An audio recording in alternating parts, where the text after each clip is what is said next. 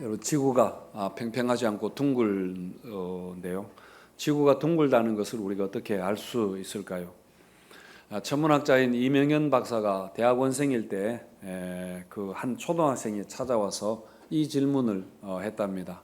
그 학교에서 아마 선생님이 숙제를 내준 것인데, 근데 그 이명현 그 당시 박사과정 학생이 아이에게 쉽게 설명한다고 열심히 설명했는데 아이가 도무지 이해를 못하는 것입니다. 그래서 내일 다시 오라 그렇게 이야기하고 그날 밤에 같이 공부하는 학생들과 이 초등학생에게 지구가 둥글다는 것을 어떻게 설명하면 좋을까에 대해서 많은 토론을 했습니다. 근데 그 다음날 아이가 왔는데 혼자 오지 않고 10명의 친구를 데리고 왔습니다. 그래서 우리 같이 그 학생들과 함께 지구가 둥글다는 것을 열심히 설명했는데 여전히 이해를 못하는 것입니다. 그래서 뭐라고 했는가 하면은 지금은 그냥 그렇다고 믿어라.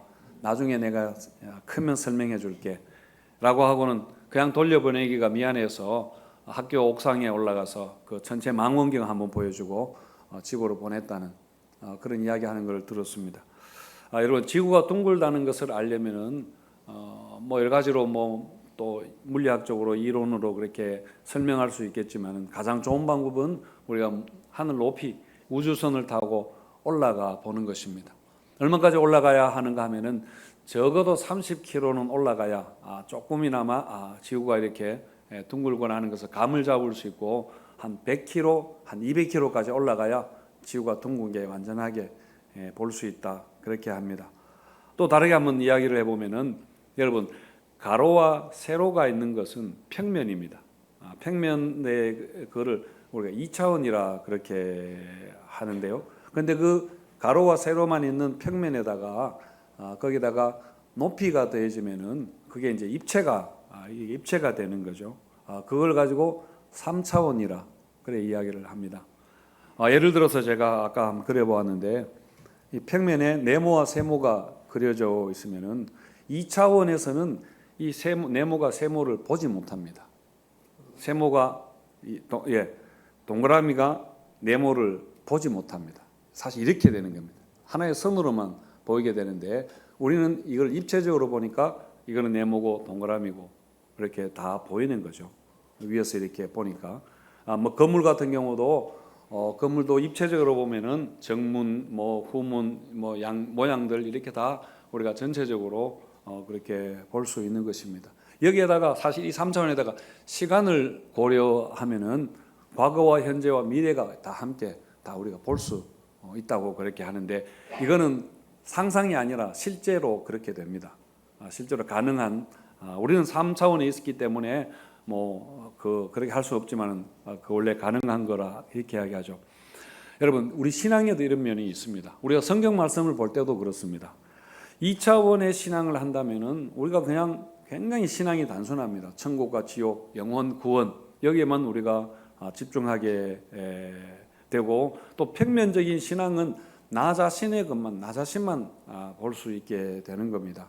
하지만 높이 올라가게 되면은 평면에서 볼 수 없었던 2차원에서 볼 수 없었던 많은 그런 것들을 정말 입체적으로 볼 수 있게 되고 정말 하나님의 나라를 그냥 이렇게 우리가 하나님의 나라의 풍성함과 이런 역동성을 우리가 볼 수 있게 됩니다.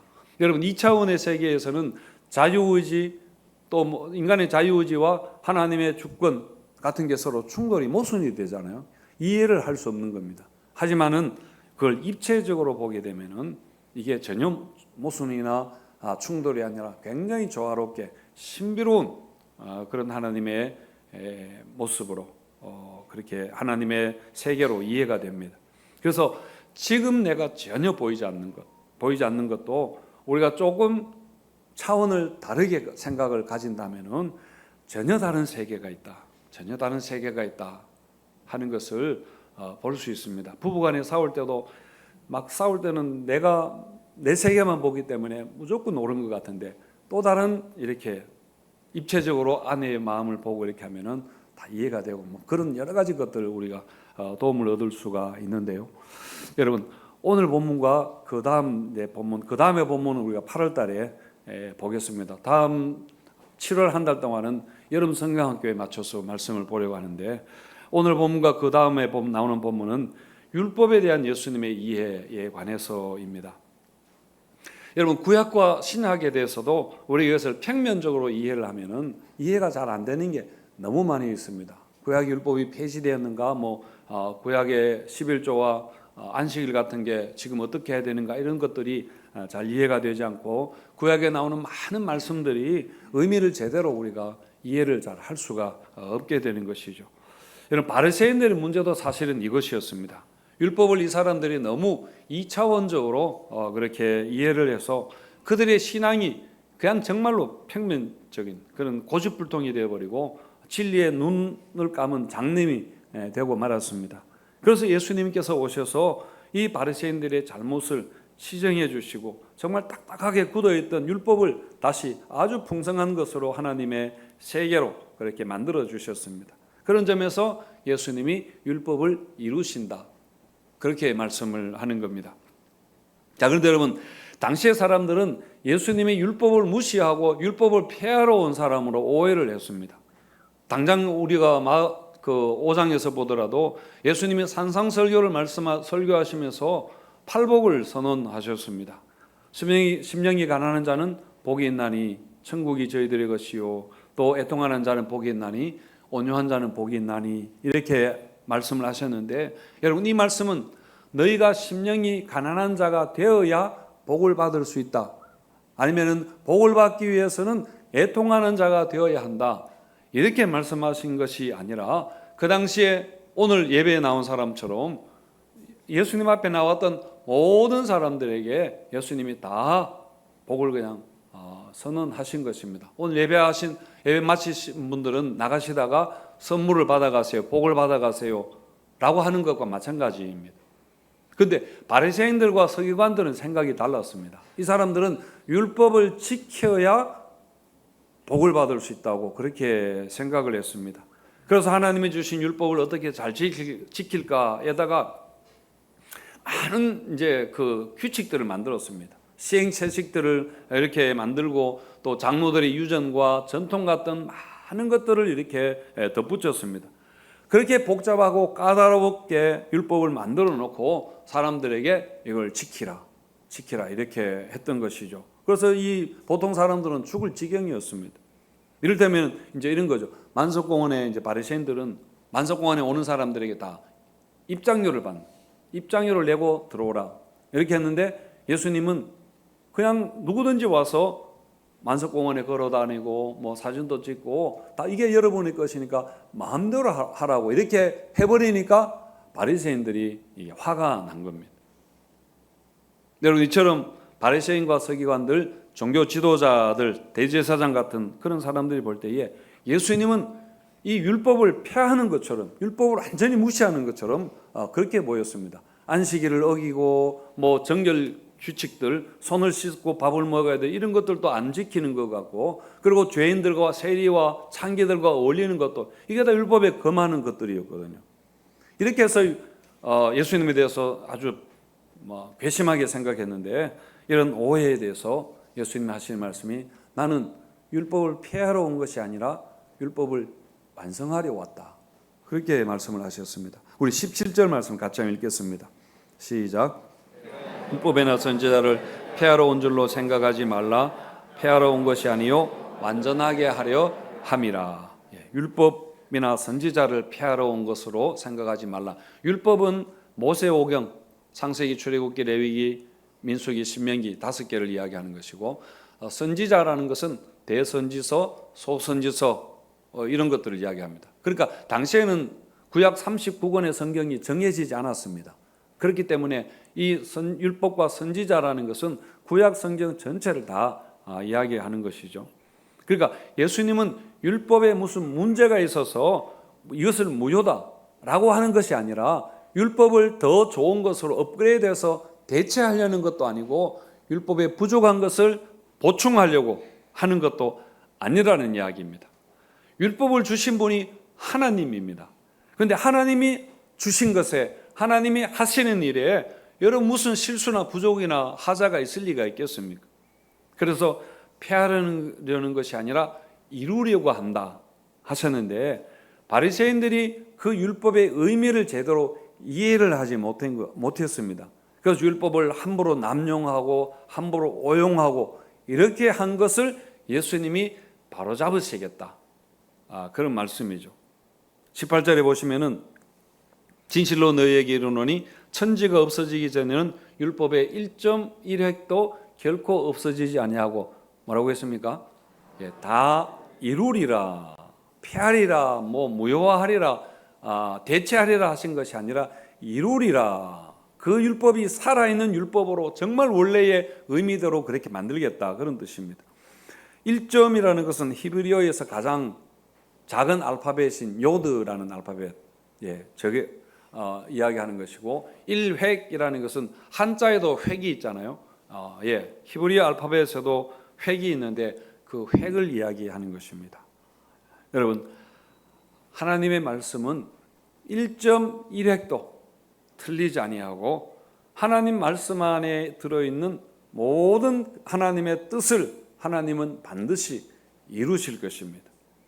그래서 여러분, 지금 이 세상에 일어나고 있는 여러 가지 우리가 이해되지 않는 일들, 악이 득세하는 것 같고 계속 전쟁만 일어나는 것 같고 이렇게 하지만은, 그러나 하나님이 역사를 움직이시는 하나님의 계획, 하나님의 뜻은 틀림없이 이루어진다는 것을 말씀하는 겁니다. 그리고 여러분, 내 삶에 일어나는 것들도 마찬가지입니다. 내 삶에서 일어나는 일들이 하나님이 약속하신 것, 신앙의 내용, 성경과는 너무 다르게 진행이 되는 것 같이 보이더라도, 여러분, 만세전에 하나님이 우리를 아시고 우리를 사랑하시고 우리를 구속하시고 그리고 우리에게 소원을 두고 뜻을 두고 행하시는 그 하나님께서 결코 우리를 실패하지 않으신다는 그런 말씀입니다. 때로 우리 인생이 곤두박질하는 것처럼 보이고 하나도 되는 일이 없고 나아질 것처럼 보이지 않아도, 여러분, 하나님은 우리가 전혀 이해하지 못하는 2차원이 아니라 3차원, 5차원 하나님의 차원에서 이 모든 하나님의 뜻, 우리를 향하신 하나님의 뜻을 이루신다는 것을 여러분 믿으셔야 됩니다. 빌립보서 2장 13절에 나오는 말씀에서 내 안에 행하시는 이는 하나님이시니 자기의 기쁘신 뜻을 위하여 소원을 두고 우리 가운데서 행하게 하신다, 그렇게 하셨습니다. 여러분, 우리 인생을 평면으로 보면은 어떤 하나 문제가 생기면 그게 끝인 것 같고 더 이상의 출구가 보이지 않고 어떤 소망이 없는 것처럼 보여도, 여러분, 3차원 그 이상의 하나님의 차원에서는 모든 것이 하나님이 다 아시고 하나님이 다 그것을 다루시고, 여러분, 하나님의 뜻대로 하나님의 뜻에 벗어나는 것 하나도 없이 이루어지고 있습니다. 여러분, 하나님의 말씀은 1.1획 틀림이 없습니다. 우리를 향하신 하나님의 뜻은 하나도 틀림이 없다는 그런 말씀입니다. 반드시 이루실 것을 여러분 믿으시기 바랍니다. 그래서 우리가 해야 되는 것, 우리가 하나님 주신 율법, 그 하나님의 말씀을 우리가 소중히 여겨야 합니다. 그리고 작은 것 하나라도 우리가 신실하게 그 말씀을 대해야 합니다. 우리 19절 같이 한번 읽겠습니다. 시작.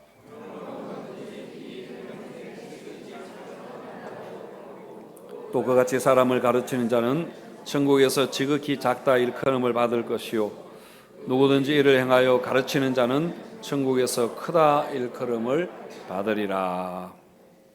어떤 사람이 인도 간디에게 제자가 되기 위해서 찾아갔습니다. 이 사람은 런던 최고 대학에서 박사학위를 받은 수재였고 또 인도에서 최고 계층인 브라만의 귀족이었습니다. 그래서 이제 인도를 위해서 뭔가 큰 일을 하고 싶어서 인도의 그 정신적인 지주였던 간디에게 가서 이제 좀 수련을 받고 싶어서 찾아가서 이렇게 도와달라고 했는데, 간디가 그 사람을 보더니만 화장실 가서 청소하라 이렇게 했습니다. 그런데 이 청년이 뭔가 좀 잘못됐다, 행정적으로 착오가 있었는가 보다, 내 이력서가 잘못됐는가 보다 이렇게 생각하고 찾아가서 항의를 했습니다. 나는 박사학위를 가진 사람이고 지금 어떤 인도를 위한 큰 꿈을 가지고 이렇게 있는데 내가 뭔가 정말 큰 일을 하고 싶다고 그렇게 이야기를 하니까 간디가 대답하기로, 나는 당신이 큰 일을 할 수 있는 능력을 가진 사람이라는 것을 알지만은 그런데 당신이 작은 일도 잘 하는지를 내가 한번 알아봐야 되겠습니다. 그렇게 했다는 그런 이야기입니다. 여러분, 이 이야기가 우리에게 교훈하는 것은 우리가 이렇게 신실해야 된다. 우리가 얼마나 신실해야 되는가에 대한 것입니다. 여러분, 율법은 하나님이 주신 것입니다.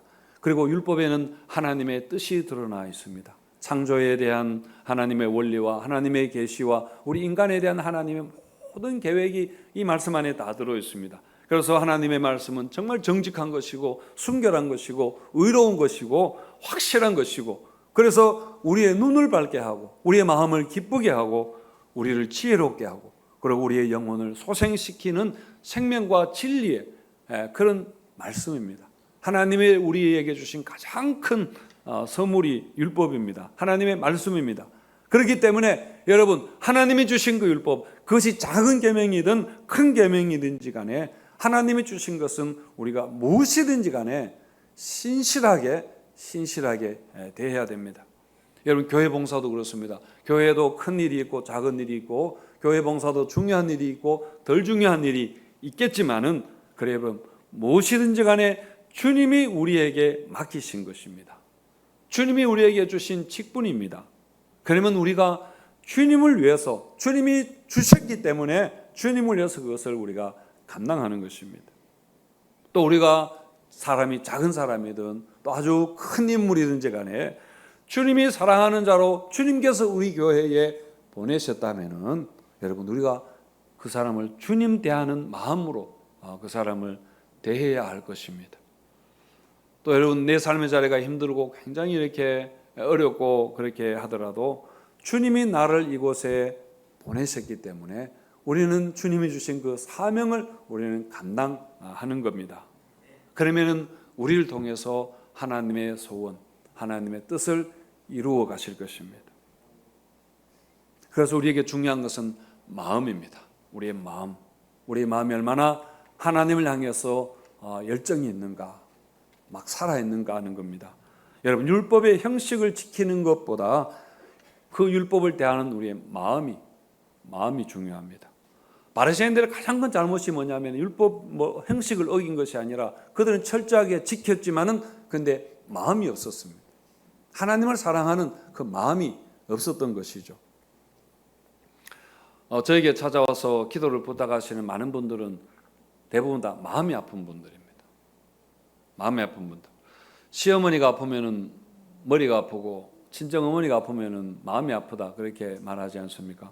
마음이 아픈 것은 진심이기 때문에 그렇다는 말입니다. 그래서 골치 아프다 하는 골치 아픈 것들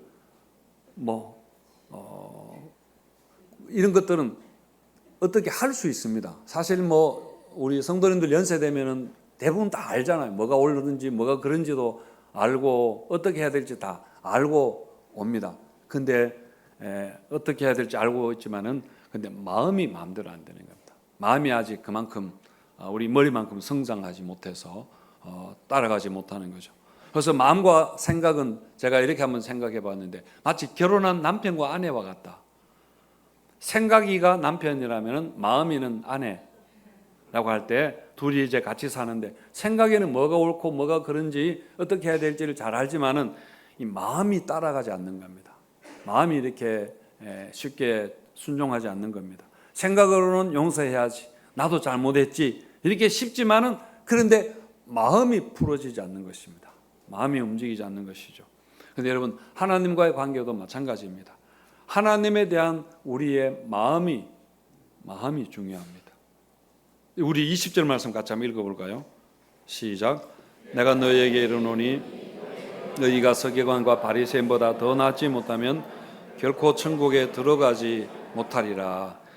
우리의 의가 서기관 바리새인의 의보다 더 낫지 않으면은 뭐라고 했는가 하면은 결코 절대로 천국에 들어가지 못한다. 예수님이 결단코라는 말을 자주 사용하시지는 않으셨는데 결코 천국에 들어가지 못하리라 하면서 강하게 말씀하셨습니다. 물론 여기에서 천국이 죽어가는 서가는 천국도 되겠지만은 무엇보다도 하나님 나라에 합당하지 못하다, 그런 말입니다. 여러분, 바리새인의 의라는 것은 사실은 우리가 알기로 자기 의 아닙니까? 바리새인들은 율법의 형식은 철저하게 지켰지만은 마음으로 하나님을 사랑하고 순종한 것이 아니라 그냥 사랑하는 채 한 것입니다. 형식만 그렇게 갖춘 것입니다. 오히려 그것을 통해서 어떻게 했습니까? 사람들에게 잘 보이려고 하고 자랑을 하려고 자기를 나타내려고 그렇게 했습니다. 그래서 예수님이 그들에게 외식하는 자라 이렇게 말씀하셨는데, 외식한다는 것은 마음이 없다는 그런 말입니다. 하지만 여러분, 바리새인들보다 더 나아야 할 우리의 의의는 무엇이겠습니까? 우리가 그들보다 더 철저하게 율법을 지켜야 된다, 그것도 필요하겠지만은 여러분, 바로 우리가 하나님의 의를 덧입는 것입니다. 예수 십자가의 공로를 우리가 의지하는 겁니다. 그래서 우리가 세리처럼 하나님 앞에 나가서 주여 나는 죄인입니다, 나를 불쌍히 여겨달라는 그 상한 심령, 애통하는 심령, 그것이 바로 우리가 가져야 될 하나님 앞에서의 마음, 우리가 가져야 될 그 의인 것이죠. 예수님이 내가 율법을 완성하려 한다 하시는 말씀은 이처럼 우리 힘으로 할 수 없었던 것을, 사람이 할 수 없어서 바리새인들처럼 될 수밖에 없었던 그 문제를 예수님께서 이루어 주시는 것입니다. 도와주신다는 그런 말씀입니다. 사실 원래 율법이 바라보던 것, 율법이 목적하던 것은 바로 예수 그리스도였습니다. 인간이 연약하여 도저히 감당할 수 없었던 그 율법의 무거운 짐을 주님께서 대신 지셨고, 그리고 율법의 모든 요구를 주님께서 십자가에서 다 이루어 주신 것입니다. 그래서 이제는 힘써도 못하고 참아도 못하고 울어도 못하고 어떻게 합니까? 우리가 믿으면 된다. 우리가 예수를 믿으면 된다는 것이죠. 여러분, 너무 감사한 일 아닙니까? 우리 찬송가 494장 3절 같이 한번 부르겠습니다. 빈손 들고 앞에 가 십자가를 붙드네, 의가 없는 자라도 도와주심 바라고 생명샘에 나가니 나를 씻어 주소서. 한번 더 합니다. 빈손 들고 앞에 가 십자가를 붙드네, 의가 없는 자라도 도와주심 바라고 생명샘에 나가니 나를 씻어 주소서. 할렐루야. 이 찬양 그대로입니다. 우리가 빈손 들고 주님 앞에 나가서 십자가를 붙드는 것, 십자가의 공로를 의지하는 것이 바로 우리가 바리새인들보다 더 나아야 할 우리의 의가 되어야 합니다. 그래서 여러분, 다시 믿음의 열심을 내시기를 바랍니다.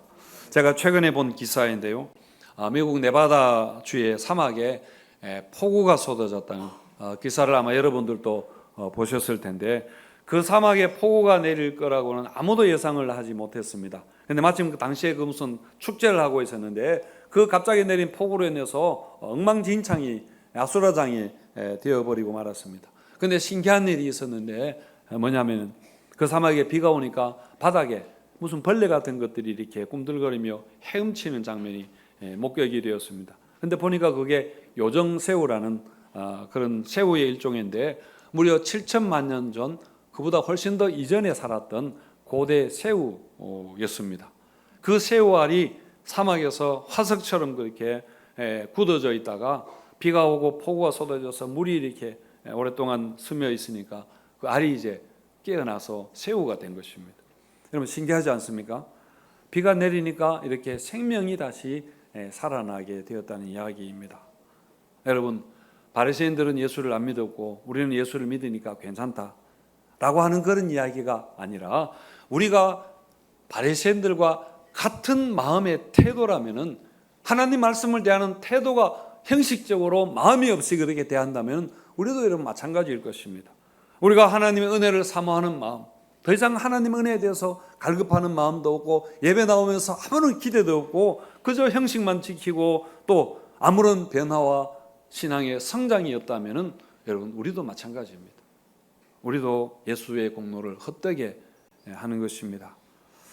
다음 주일부터 여름 성경학교가 시작이 되는데 여름 성경학교 동안 여름 동안에 아이들만 이렇게 잘하라 성경학교 잘하라 그렇게 할 수 없습니다. 여러분 우리도 신앙의 부흥이 있어야 됩니다. 우리도 여름 성경학교를 하는 그런 마음이 있어야 됩니다. 우리도 여러분 은혜가 회복되어야 되지 않겠습니까? 비가 오니까 수천 년 동안 화석되어 있던 것에서 생명체가 살아나는 것처럼 우리가 은혜를 받고 하나님의 생기가 불어넣어지면은 여러분 마른 뼈가 살아나는 그런 역사가 여러분 왜 없겠습니까? 그래서 우리 가정과 자녀들의 신앙과 모든 죽어 있고 굳어 있는 것들이 우리가 살아날 수 있다는 것을 여러분 믿으시기를 바랍니다. 우리가 율법 그것을 평면적으로 대하는 것이 아니라 그 율법에 우리가 마음을 대하고 하나님을 사랑하는 마음으로 그 말씀을 대할 때에 그것이 우리 가운데 살아 역사하시는 하나님의 큰 능력이 여러분 되는 것을 여러분 믿으시고 정말 우리 굳어진 심령 가운데 성령의 새바람이 불어와서 주님을 믿는 우리의 신앙이 다시 한번 뜨거워지고 우리 아이들과 함께 여름 성경학교 하는 그래서 은혜 받는 우리 성도님들이 되시기를 축원드립니다.